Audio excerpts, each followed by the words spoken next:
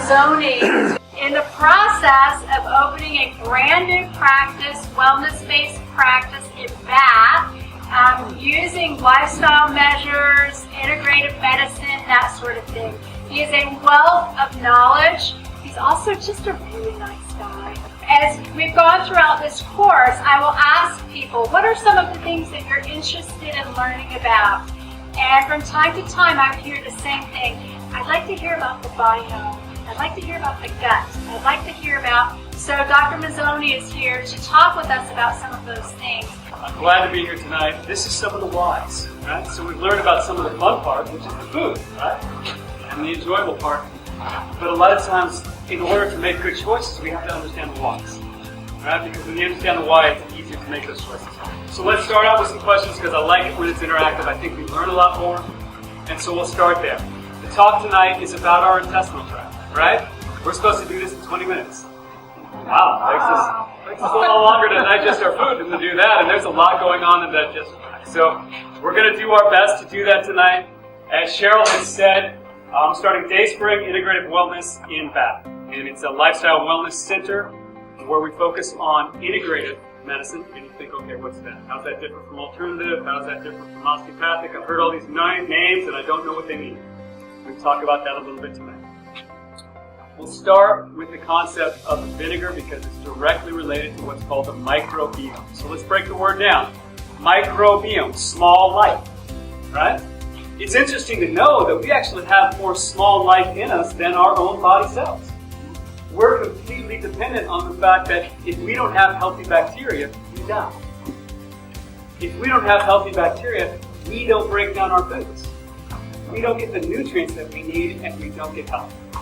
So oddly enough, there's more of them than us, and we want a good neighborhood, right? So encouraging a good neighborhood is a lot of what we're talking about, and vinegar does not encourage a good neighborhood. It's actually an enzyme inhibitor. And so why do we use vinegar? Because it's wonderful to be able to put vinegar in sauerkraut, because when I do, I can put that on a shelf somewhere, and it's going to stay there without refrigeration for months, maybe years. Which is why you see those little things on when you should eat this sauerkraut pot. Now there was an older way of doing the same process, and that was with lactic fermentation, which is what we did tonight. So there's different types of fermentation. You're thinking, fermentation? Wait a second. That's alcohol. If you do it in the air, that is alcohol. And so when Cheryl talked about that cabbage on the top that was going rotten, that's the beginning of alcohol, right? And that's what we make alcoholic beverages out of. It's a poison to the body. Now, certainly I understand the reasons why people drink, and I know that there's literature out there as far as some of the things that are beneficial for wine, but if you take a look at it, it's also beneficial for grape juice without the negative effects, right? So the important thing about this is how do we create something that lasts a while, that's really good for us? If we don't use the vinegar, and we use water, salt, and the cabbage, water, salt, and carrots, and we can add things to it, like they did tonight. This Gracie's Garden, love it, right? So that's for sale. Bubby's is for sale. Sunja's is for sale. 30 Acre Farms. A lot of people doing lactic fermentation. Lactic fermentation, no air. Which is why Cheryl said it's got to be under the water, right? Because when it's under the water and we've used our hands and there's natural healthy bacteria on it, the cabbage is actually a food source for the microbiome, right? So, although we don't digest it, the healthy bacteria does. And it feeds them. So when we have that little milieu or brew of that wonderful juice in there, as it sits longer, it creates more healthy probiotics. So you can go buy probiotics or you can make it cheap and have more of them and have them be healthier and more closer to your natural microbiome, which then gets you closer to health. Objectives tonight, you know the big one is the bottom one. I want to follow what your objectives are tonight. What are your goals? What I want to do, I want to talk to you about all these different terms you might hear. Integrative, complementary, alternative. I want you to appreciate why we need to have a relationship with the provider and with our community. And our community is so much bigger than the provider. It's people like Cheryl coming in and teaching you how do you cook, how do you practically make these things work, right? Lifestyle coaches that would help you with exercise. People to help you so you can make recommendations. Doing things together. You know, the thing that came out of here over and over, her kids are eating with her and her husband is, they're doing it together. And there's a joy that comes into that, which is a decrease in stress, which is helpful for a microbiome, right? And helpful for us. So it's important for us to understand gastrointestinal GI dysfunction from an integrative medicine perspective, okay? And then I wanted you to understand a little bit of the physiology. So here we start. It's the gut of the matter, right? And beauty is more than skin deep. This is beautiful to me. Maybe not to you, but I love this. Why do I love this? Well, because it talks to us about how we integrate with life. Our long tube here, this 30-foot long tube that we have, is how we integrate with life. So food is tremendously important because it's everything that builds us to be healthy, and it's everything that helps us to create a healthy neighborhood, right? Even from the time you put that in your mouth, right, things started. Did anybody smell the waffles? Right? Did they smell good? Yeah. Did anybody start to salivate? Yeah. Oh. So it starts even before we have food in our mouth. And not only salivation, but you got things going down on your stomach's saying, oh, something good's coming, right? And it starts producing things and hormones. One of those hormones is serotonin. Really important hormone for depression. What? Do the intestines have something to do with depression? Oh yeah. We take a medication called the serotonin reuptake inhibitor, right? SSRI, for depression. 95% of your serotonin is made here. Only 5% is up here. If this is making it well, you got abundance of serotonin for you. And so what they've shown is, if I have a healthy neighborhood of microbiome, huge decrease in depression. What? What I eat decreases my chance of having depression. Right? So it starts here, right? This is even important as far as the movement, the peristalsis, making sure that the acid stays here. Anybody ever heard of a PPI or proton pump inhibitor? Protonics? Anything like that? Anybody maybe on those? Yeah. What that says is, oh, I don't like all that acid, so I'm going to stop the production.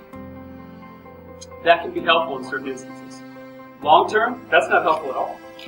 You need this acid because what happens is then we're starting to break down our foods. This is where the proteins start to break down, right? This is where the hormones start to build. This is where we start to absorb things that are very important to us, like B12. So vitamin B12, a lot of my patients are wrong. Vitamin D, a lot of my patients are wrong. This is how we start to absorb some of these, help with the absorption. So it comes through here. Now there can be problems in this, and this is where I see a lot of problems with people, is that there's something wrong with bile production, right?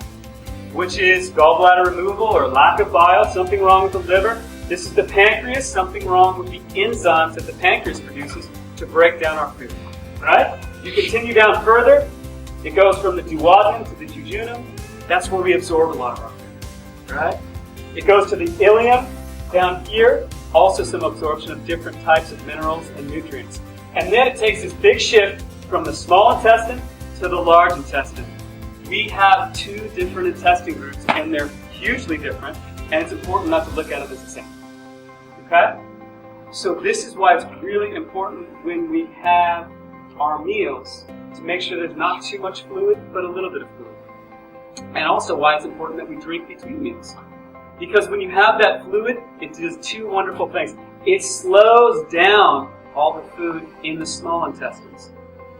Why do you think that's important? If this is where we're absorbing, you want it to go through real fast? No, we want it to take its time. But once it gets to the large intestine has some pretty important jobs. You know what one of its most important jobs is to be able to make sure you're not dehydrated. And if you're not drinking enough water, it says, okay, I'll help you out. I'm going to pull all that water from your food, I'm going to filter it, and I'm going to bring it back into the body. And then we call that constipation, right? So having this work well is hugely important, and we also develop our healthy microbiome, which is our intestinal bacteria, in both places. Different types. Healthy neighborhood. There's 1,000 things that can go wrong here. This gets down to our approach. We can focus on every disease and pair a drug with that disease, right? It's an option. Or we can say, wait a second, I didn't grow up wanting to have diverticulosis. I didn't grow up thinking, someday I'm going to have irritable bowel disease. right? But you grow up thinking, I want to go climb mountains, right? I want to do something exciting. We think in terms of health. So let's not think in terms of disease, let's think in terms of health. Because there are principles of health that will allow the body to do what it's supposed to do. And if we follow those, we don't have to worry about the 1,000 diseases. We can start living our lives for things that are more important. So that gets to approach, and that gets to the kind of that community thought process. So what's in a name, right? A rose would smell just as sweet, right? Why does it matter? Alternative medicine, complementary medicine, integrative medicine, osteopathic medicine, functional medicine. Whew, makes you dizzy, right?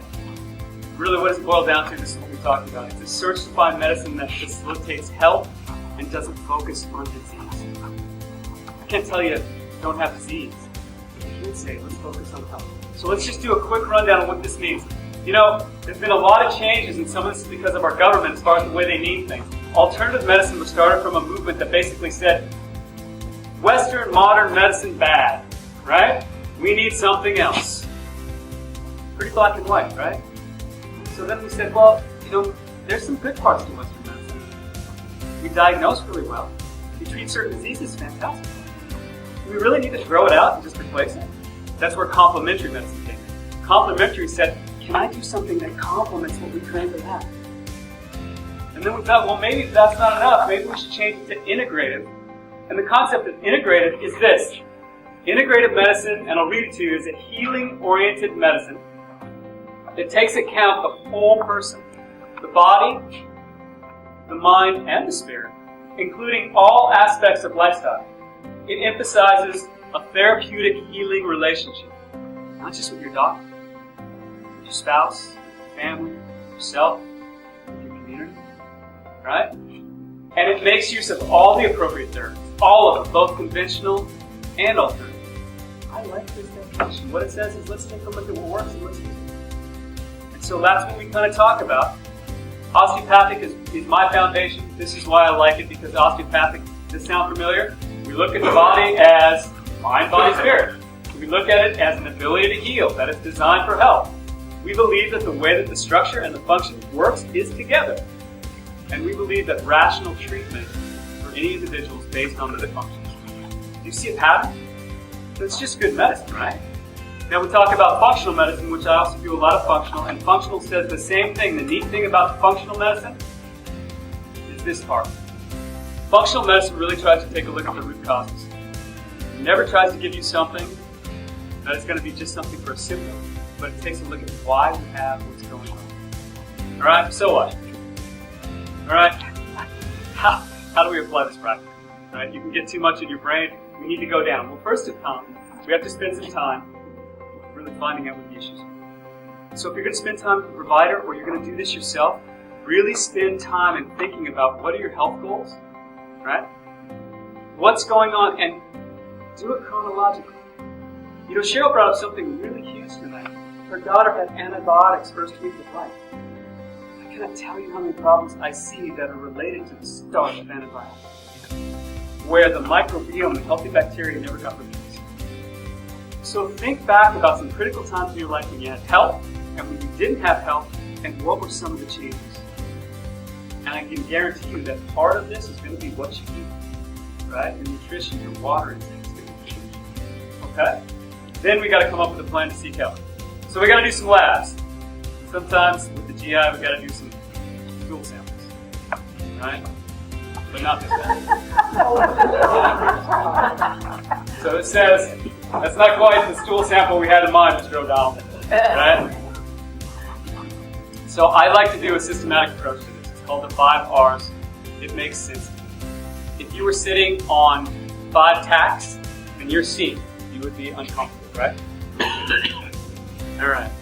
If I came along and said, you get it out, and I pull 1 tack out, you would say, you know, that's a little bit better. And I'd say, well, then you're healed. And you'd say, no. I still really can clearly feel 4 tacks. I pull another one out. You're a little better, but the pain's still there. The issues are still there. The reason I use this illustration is I want us to think a little bit deeper instead of, it's just one thing. If I can just get rid of gluten, I'll be healthy. It's more than that. So if we really want health, we're going to have to think about this in more of a holistic way. So if we take a look at the first thing, the first R is this. Let's talk about some things to remove. Okay? Let's look at our diet. Let's look at what we interact with. And it's more than you think. I deal with a lot of issues with yeast overgrowth, systemically. Right? So we're giving people antibiotics, and then the rebound is the yeast grows worse. So we got to figure out what we're dealing with. So antifungal medications, we can do this with botanicals as well. Right? Why wouldn't we start using these more in our food? These are natural antibiotics. Garlic, grapefruit seed extract, acrylic acid, oregano oil. Note on oregano oil.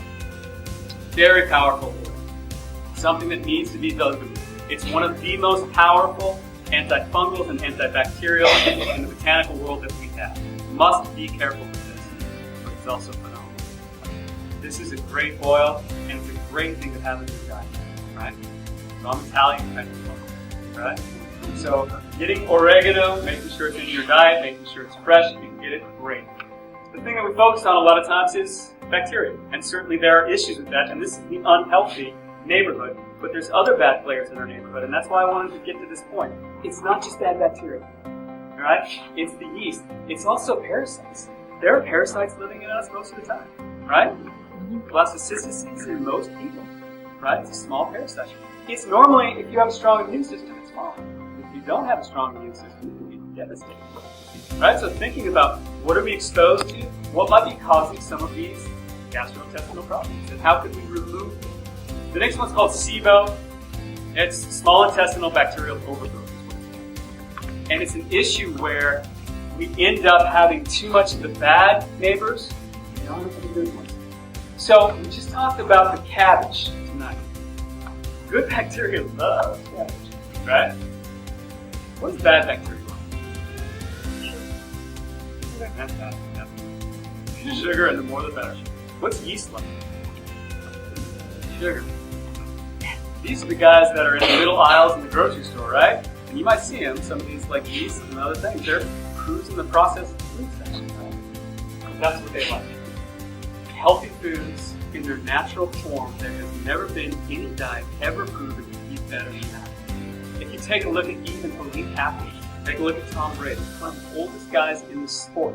Tom Brady, New England Patriots, right? He's vegan. He's very careful on what he eats. Why? He realizes that it relates to his health, his longevity, to be able to do his sport, right? And his mental clarity. Alright? Serena and Venus Williams, plant-based diet. Why? Same factors. We're seeing an issue here that over and over and over again, the thing that promotes health is a natural plant-based diet. Now you can say, I love meat. Okay. If you love meat, make sure it's as healthy as you can get it. And in limited amounts, because what they've noticed on meat is that these are some of the things that do damage as a toxin over a period of time. If you've had any non-organic milk, any non-organic meat, you have had antibiotics in them. So thinking about what's in the food that I'm eating, and this is a simple principle, but it'll serve you well. Get it as healthy as you can possibly afford. Right? Because what the issue is, why is meat worse for you? If I take an apple and I put it on the counter and I say to you tomorrow, hey, can I still eat that apple? No one would have a problem. Right? Yeah, sure, I'll eat it. What if I were to take a hamburger and put it right next to the apple and say, hey, anybody want the hamburger tomorrow? It's an issue of breaking down. When things start to break down, they become toxic, right? They oxidize and they damage your tissues, which is why we talk about a low oil diet. Oil that's been sitting in a container for a long period of time, for months, it's starting to break down. And when it gets into you, it's continuing to break down, which is why I can eat olives and have the oil from the olive all I want. But if I have old olive oil, even though it used to be good, as it's broken down, it's now no longer good. So eat as fresh and as healthy and as close to the source as you can. And I have people talk to me, but I need protein, right? And I'm an athlete, I need more, right? And I say, think about the animals that have the strongest endurance for the longest period of time. Horse, oxen. How much meat do they have? How much protein do they have? Right? So it's not an issue of protein so much as it is about quality food, right? and making sure that you're healthy. Your intestines, if you protect them, they get the healthy food and the nutrients into you. If you don't, and you don't have the healthy bacteria, they don't. And this is what's happening in America. We get a lot of calories, but we don't get a lot of nutrition, so we're overweight and malnourished. It's a very interesting thing, right? And a lot of these processed foods have things in them called obesogens. They're hormones that increase your body's ability to hold weight. So a lot of these processed foods are creating something where we're not eating enough calories, but we're still gaining weight, right? So again, eating as fresh as you can. Things to avoid: alcohol, NSAIDs, which would be ibuprofen and Motrin and those things, crushing. Be careful with these medications. I know that they take away pain, but if you're eating healthy, you won't have as much pain. And these really hurt the small vascular networks, your eyes, your kidneys, your intestines. Coffee and other foods like meat that are irritants, okay? So we do allergy workup, we do medication history. Make sure you're looking at all the things that might affect. So here's the second R. You want to remove it, but you need to replace it, right? You take something away. You got to fill up on good things first. So when you go someplace to eat, making sure that you're filling up on the good things. This is wonderful, and look at this. You take a look at bitters. The cabbage kind of can be classified, but a lot of bitters are the things that we tell people to eat. Arugula, which is a green bitter melon, dandelion greens, dill. Try that in your sauerkraut. Fantastic. So don't just think you have to do salt and water and cabbage. Do garlic, do dill, do onions. Fantastic. Two of the biggest cancer-fighting plant foods, garlic and onion. Get as much as you can. Okay? And do it with somebody you love so that you stink together. So, kale, saffron, sesame seeds, turmeric. Fantastic. Irritable bowel disease, irritable bowel syndrome is not very common in India. A lot of curried foods, a lot of turmeric. It's not just the turmeric, they don't think. If you're going to do turmeric and it's for your intestinal tract, you have to take it a little differently if you're taking it for your body for like osteoarthritis, so you would want to talk to somebody about how to take that. All right? Animal research on these, they stimulate saliva, they move your system, they increase acid, which breaks down your food, they increase bile, which breaks down your fats, they move your gallbladder, and they add to your pancreas and its ability to give enzymes. These things are wonder foods, right? Greens. If you can get bitters with your meal, they will make you fill up quicker, they will help you digest better. Okay. So a lot of times you can use other things as well. Replace, this is some of the stuff that I do as far as there's certain things to help you. If you will 30 minutes before you have a meal, put a little bit of lemon juice in water. This says vinegar. I have not had great use with this, but this is what the studies have shown, and they used apple cider. I use lemon juice 30 minutes before a meal. You do a glass of water, it preps your stomach, it starts getting intestinal juices flowing, gastric secretions flowing, it will help you digest better. Don't do it necessarily with your meal, but about 30 minutes prior, it allows the water to kind of go through and prep the system. How much lemon juice would you use per? I don't use a lot. I just use, I'll use maybe a quarter teaspoon and 8 ounces of water. Okay. Oh, wow. Yes? Does it matter whether it's cooked or not, the kales or the bitters? See, it's interesting. Certain foods are actually better raw and certain foods are better cooked. The kale is one where you can break it down. There's certain enzymes that don't break down unless you cook the food. Kale, you can do really either. Kale is a good food that way. Yes, there are certain foods, and we can talk about that after. But remember, too, don't just throw out the juice after you cook it, because there's some phenomenal nutrients in there, right? So use that for your soups. Use that for other things. Okay? All right, so here's the third thing. We talk about, we got to remove, we got to replace things. Now we've got to repair things, right? Because you've got damage. And I look at this as kind of like walking on glass. You've got damage, right? You got to remove the glass, right? You have to put something else in to try to help. You got to start walking on something that's smoother on your feet. But you have damage in your intestines, and this is important. This is where we start to repair, right? This is great to do with food. Sometimes food initially is not enough. You need some herbals. I use a lot with botanicals. I use a lot with lifestyle, and I use a lot with simple foods. If that doesn't work, certainly there are other medications, but the medications have incredible side effects. You just have to be careful. Some of our foods have side effects. You have to be careful. Like we talked about vinegar. So what I use a lot of times to help: marshmallow roots, slippery elm, and licorice, and this is deglycerated. Why is that important? Deglycerinated is important because it's an issue with stimulating your adrenal glands and high blood pressure. If you have high blood pressure, be careful with the licorice. I wouldn't use that as much. These will help to repair that mucosal integrity layer, so the slime of your gut is actually really good. It prevents ulcers in your stomach. It prevents what's called intestinal permeability. All right, big word. All it means is that undigested foods getting through your intestine and getting into your blood, and your blood says, what is this? Right? This isn't supposed to be here. I better mount a response to this. And then we call it an allergy. But if our foods were really digested and our intestines were healthy, we wouldn't have these food reactions that we're seeing. Right? So a lot of our foods have changed, and we have to kind of remember this. Wheat has 3 times the amount of gluten that it used to have 60 years ago. Oh, gluten's a protein. We're allergic to proteins. And 90% of our crop in the United States is desiccated, dried out with Roundup. You know what Roundup was initially marketed as? Well, it's a poison now. And it was a poison then. It was an antibiotic. It was originally an antibiotic. The interesting thing is that it killed all the healthy bacteria and left a lot of the pathogenic bacteria in place. And so now we're putting it on our wheat. So if you do small amounts of that, imagine the damage that's doing to your microbiome over the period of time. You got to take care of these little bacteria guys. They're taking care of us, right? And so we have to be thoughtful about that. And so making sure, Cheryl did a great job talking. We don't have to buy everything organic, but there are certain things that are smart.